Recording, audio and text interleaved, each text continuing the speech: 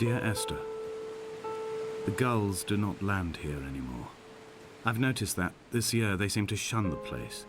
Maybe it's the depletion of the fishing stock driving them away. Perhaps it's me. When he first landed here, Donnelly wrote that the herds were sickly and their shepherds the lowest of the miserable classes that populate these Hebridean islands. 300 years later, even they have departed.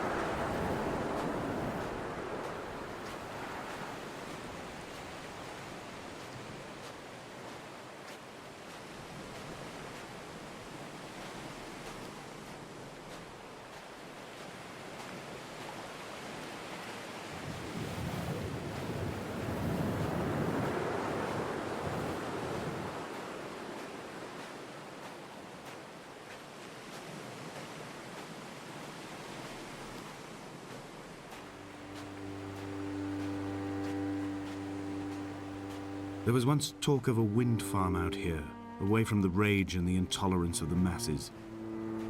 The sea, they said, is too rough for the turbines to stand. They clearly never came here to experience the becalming for themselves. Personally, I would have supported it. Turbines would be a fitting contemporary refuge for a hermit. The revolution and the permanence.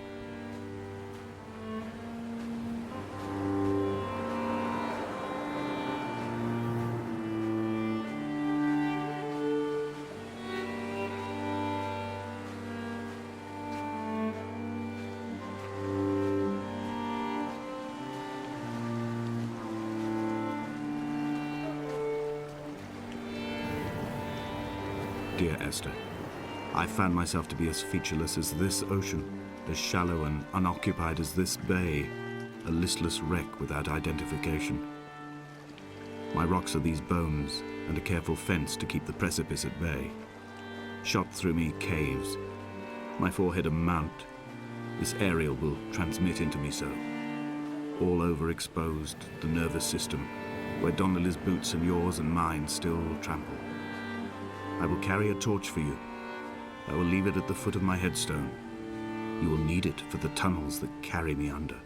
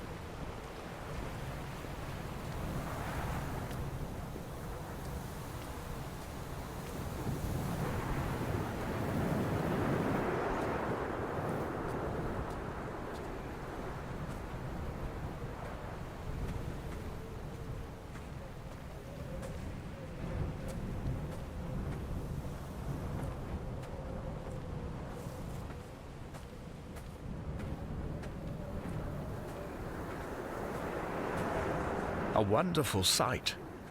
The moon cresting the junction between the cliff path and the stone circle.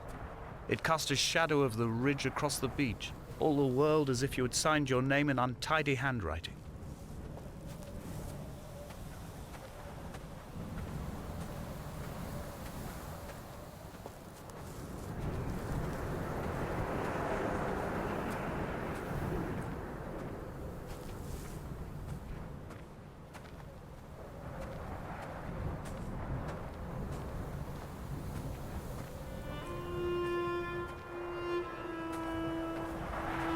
When someone had died or was dying, or was so ill they gave up what little hope they could sacrifice, they cut parallel lines into the cliff, exposing the white chalk beneath.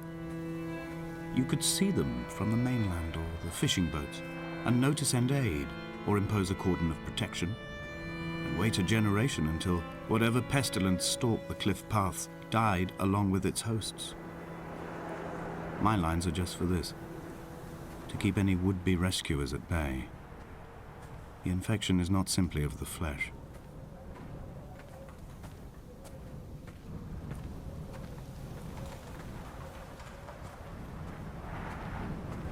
I quote directly, "A motley lot with little to recommend them. I have now spent 3 days in their company. That is, I fear, enough for any man not born amongst them. Despite their tedious inclination to quote scripture, they seem to me the most God-forsaken of all the inhabitants of the Outer Isles. Indeed, in this case, the very gravity of that term, forsaken by God, seems to find its very apex. It appears to me that Donnelly, too, found those who wander this shoreline to be adrift from any chance of redemption. Did he include himself in that, I wonder?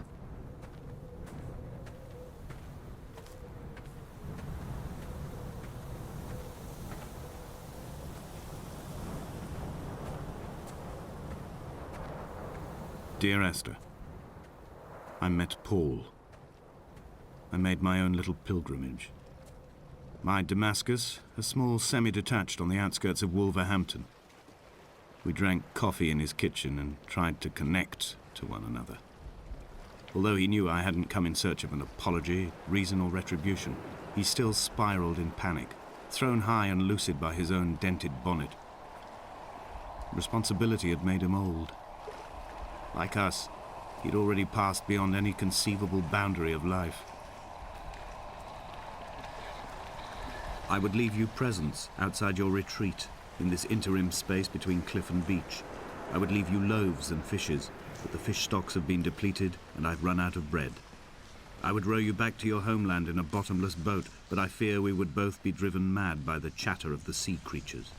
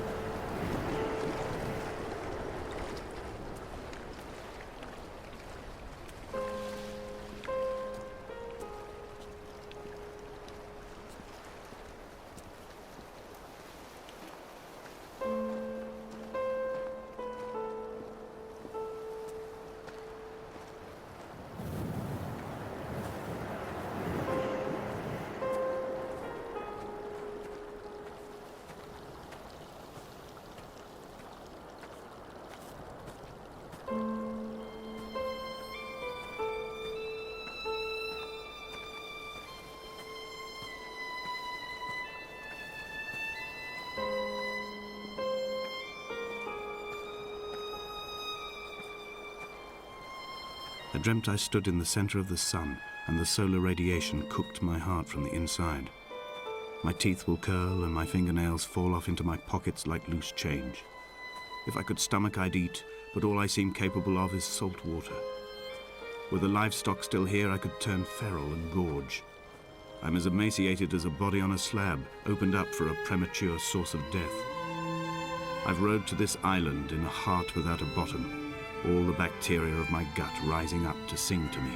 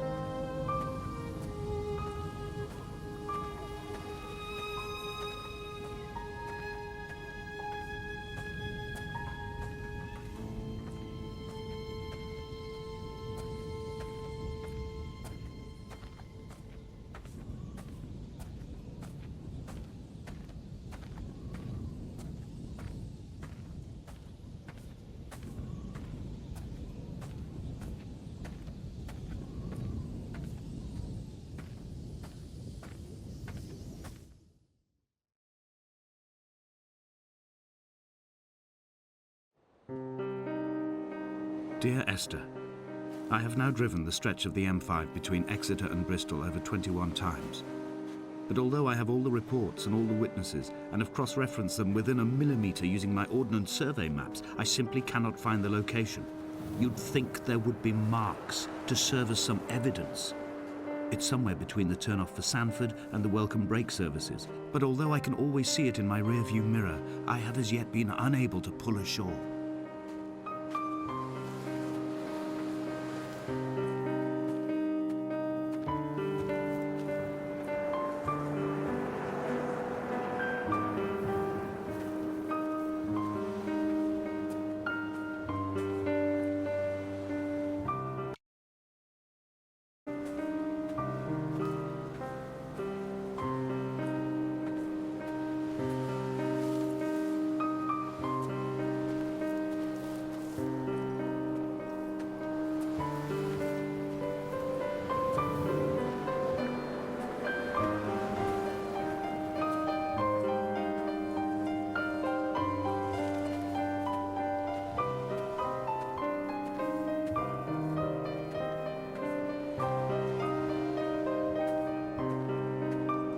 I've begun to wonder if Donnelly's voyage here was as prosaic as it was presented.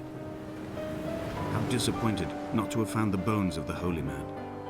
No wonder he hated the inhabitants so. To him they must have seemed like barnacles mindlessly clinging to a mercy seat. Why cling so hard to the rock? Because it is the only thing that stops us from sliding into the ocean, into oblivion.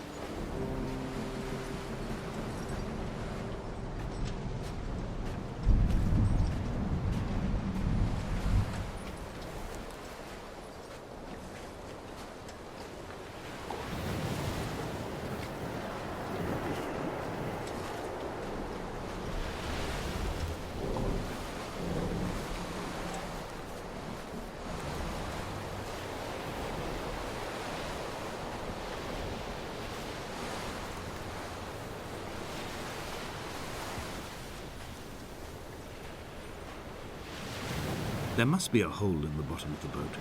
How else could new hermits have arrived?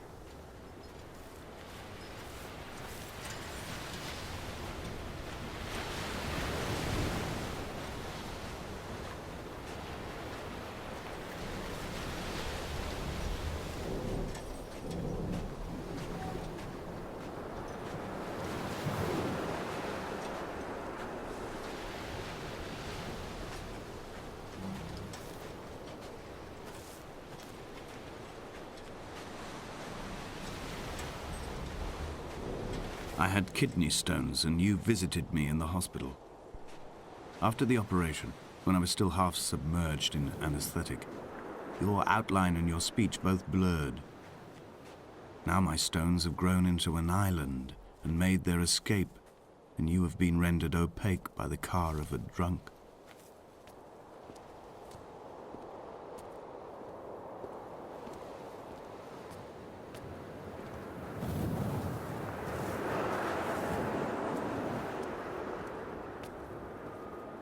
What charnel house lies at the foot of this abyss?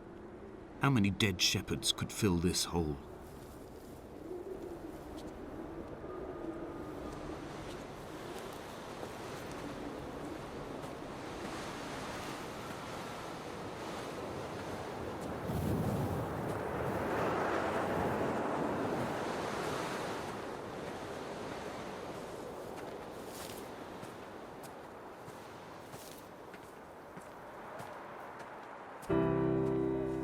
I've begun my ascent on the green slope of the western side. I've looked deep into the mountain from the shaft and understood that I must go up and then find the way under. I will stash the last vestiges of my civilization in the stone walls and work deeper from there. I'm drawn by the aerial and the cliff edge. There is some form of rebirth waiting for me there.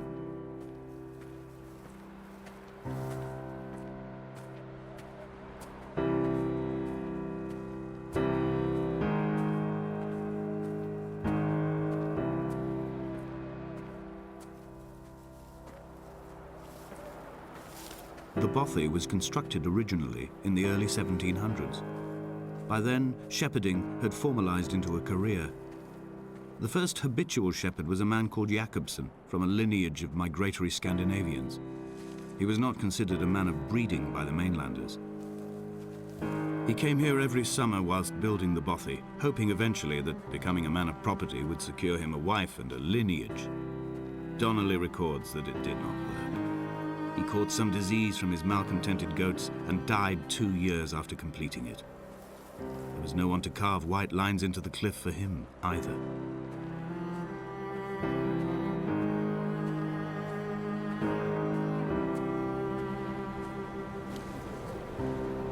Inventory. A trestle table we spread wallpaper on in our first home. A folding chair. I laughed at you for bringing camping in the lakes. I was uncomfortable later and you laughed then. This diary, the bed with the broken springs. Once asleep you have to remember not to dream. A change of clothes, Donnelly's book, stolen from Edinburgh Library on the way here. I will burn them all on the last morning and make an aerial of my own.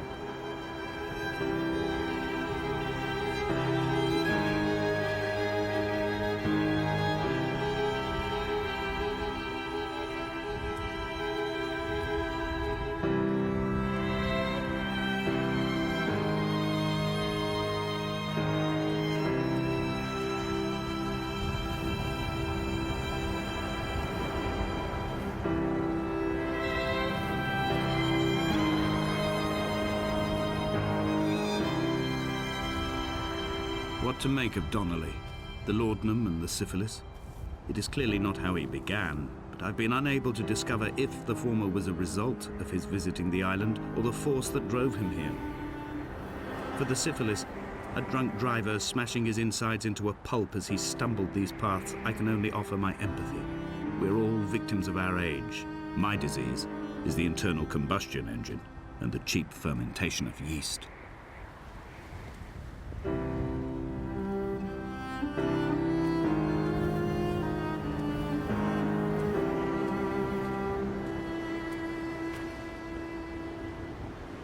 They found Jakobsen in early spring. The thaw had only just come. Even though he'd been dead nearly 7 months, his body had been frozen right down to the nerves and had not even begun to decompose. His fingernails were raw and bitten to the quick. They found the phosphorescent moss that grows in the caves deep under the nails. Whatever he'd been doing under the island when his strength began to fail is lost. He'd struggled halfway up the cliff again, perhaps in a delirium, perhaps trying to reach the bothy's fire before curling into a stone and expiring.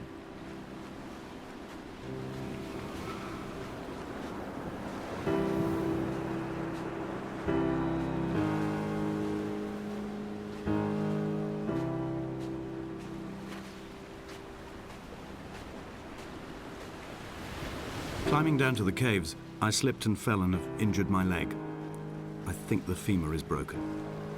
It is clearly infected. The skin has turned a bright, tight pink, and the pain is crashing in on waves, winter tides against my shoreline, drowning out the ache of my stones. I struggled back to the bothy to rest, but it has become clear that there is only one way this is likely to end. The medical supplies I looted from the trawler have suddenly found their purpose. They will keep me lucid for my final ascent.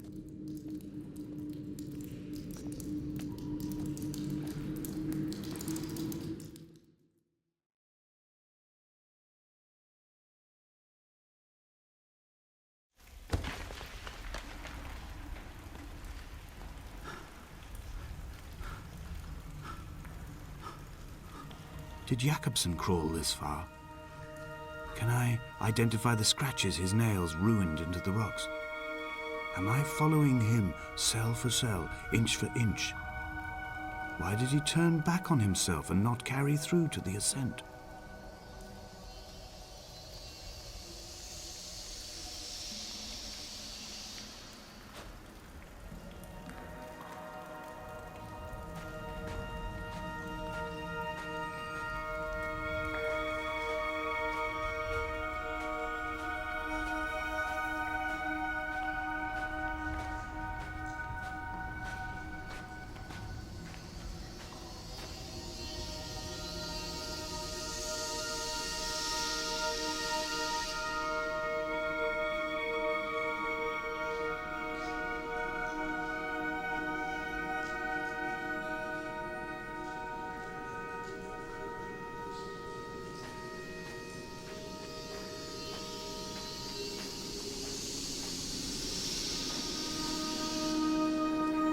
There is no other direction, no other exit from this motorway. Speeding past this junction, I saw you waiting at the roadside, a one last drink in your trembled hands.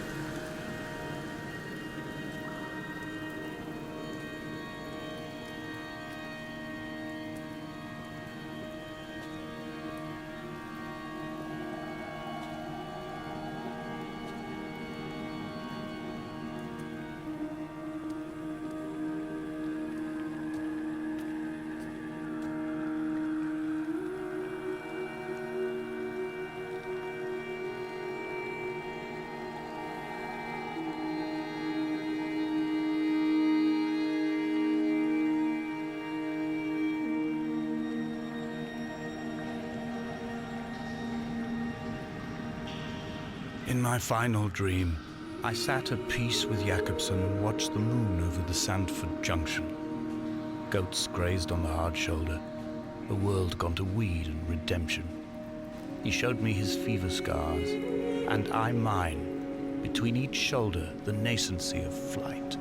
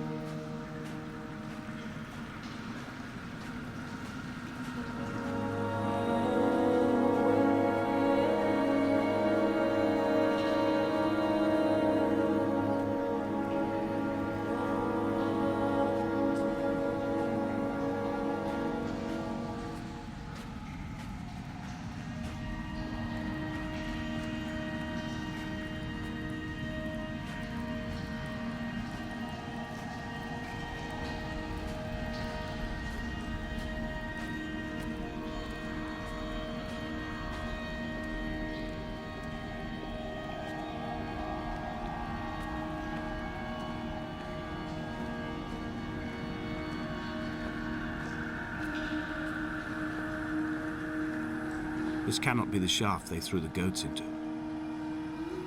It cannot be the landfill where the parts of your life that would not burn ended up. It cannot be the chimney that delivered you to the skies. It cannot be the place where you rained back down again to fertilize the soil and make small flowers in the rocks.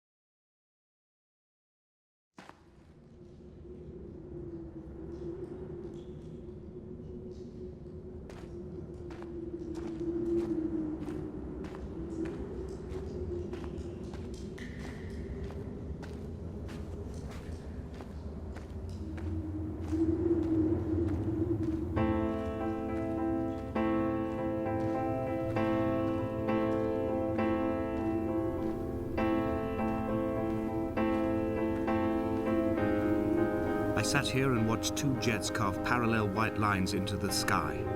They charted their course, and I followed them for 21 minutes until they turned off near Sanford and were lost. If I were a gull, I would abandon my nest and join them. I would starve my brain of oxygen and suffer delusions of transcendence. I would tear the bottom from my boat and sail across the motorways until I reached this island once again.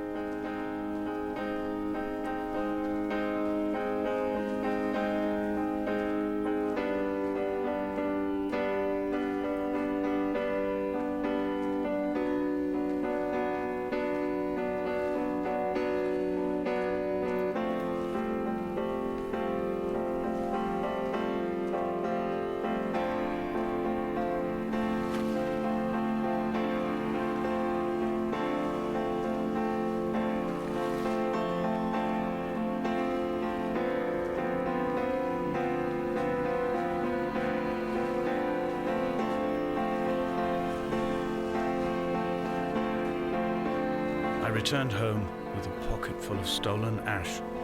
Half of it fell out of my coat and vanished into the car's upholstery, but the rest I carefully stowed away in a box I kept in a drawer by the side of my bed.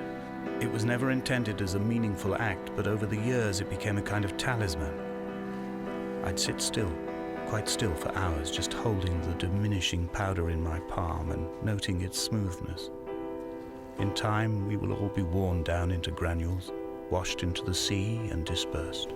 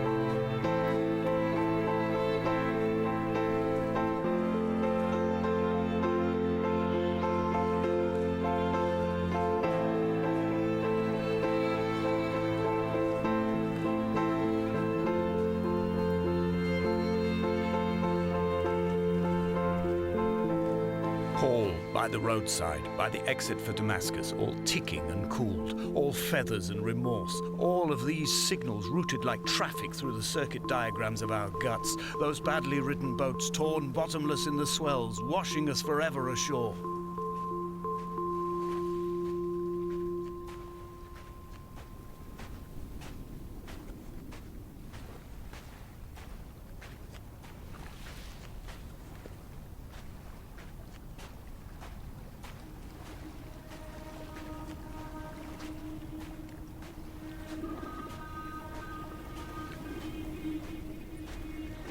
From here, I can see my armada.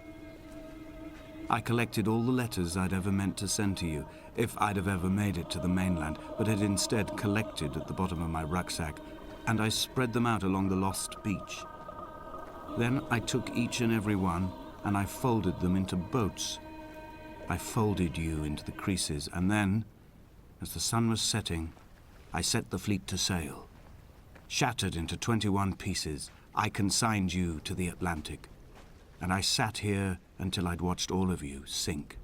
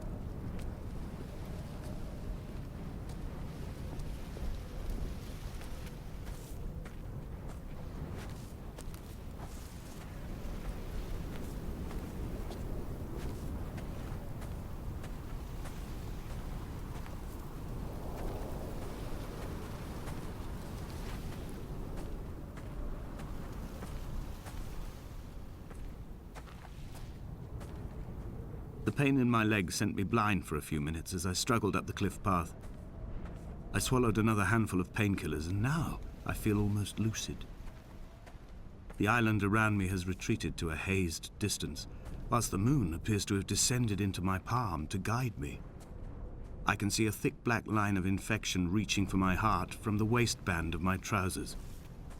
Through the fugue, it's all the world like the path I have cut from the lowlands towards the aerial.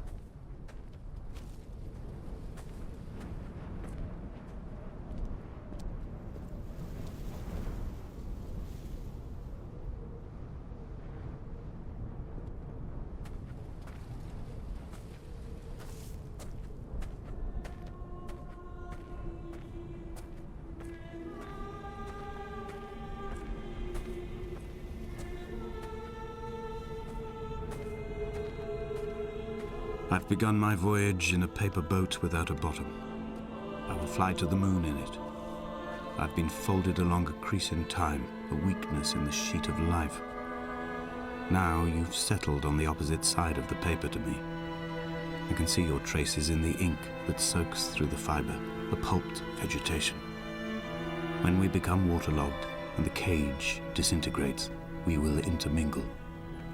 When this paper aeroplane leaves the cliff edge and carves parallel vapor trails in the dark, we will come together.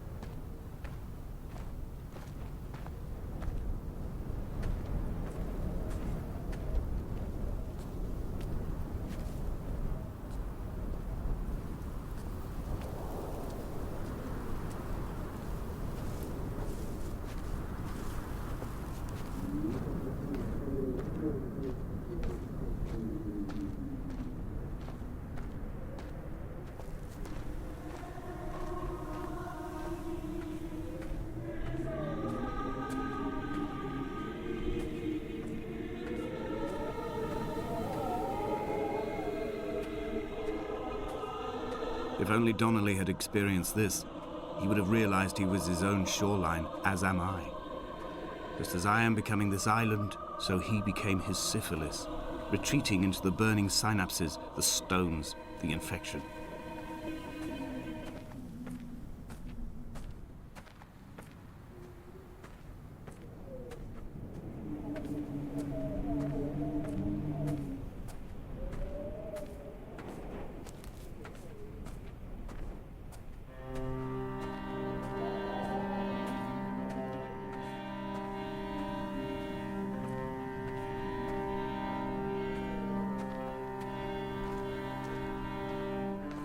The stones in my stomach will weigh me down and ensure my descent is true and straight.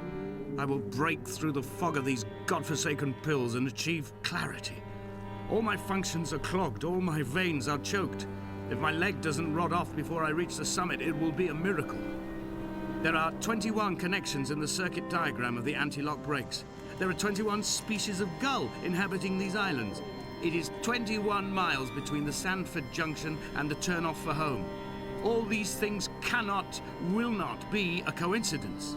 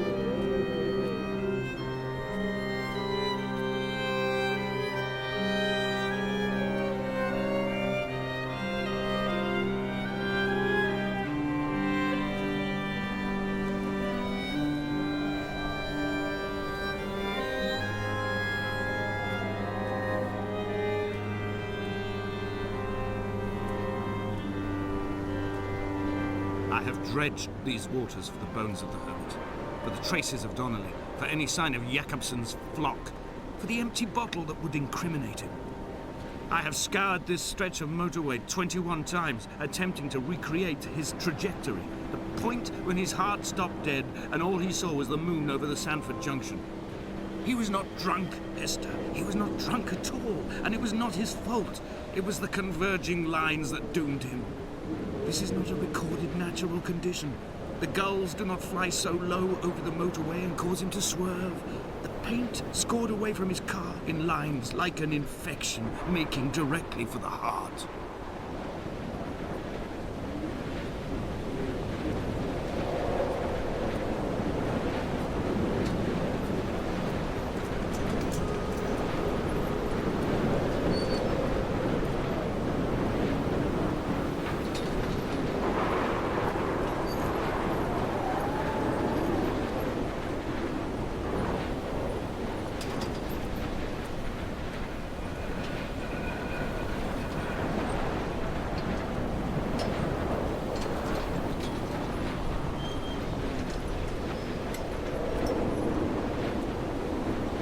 I have run out of places to climb. I will abandon this body and take to the air. Dear Esther, I have burned the cliffs of Damascus. I have drunk deep of it. My heart is my leg and a black line etched on the paper all along this boat without a bottom. You are all the world like a nest to me. Eggs unbroken form like fossils, come together, send small black flowers to the air. From this infection, hope. From this island, flight. From this grief, love.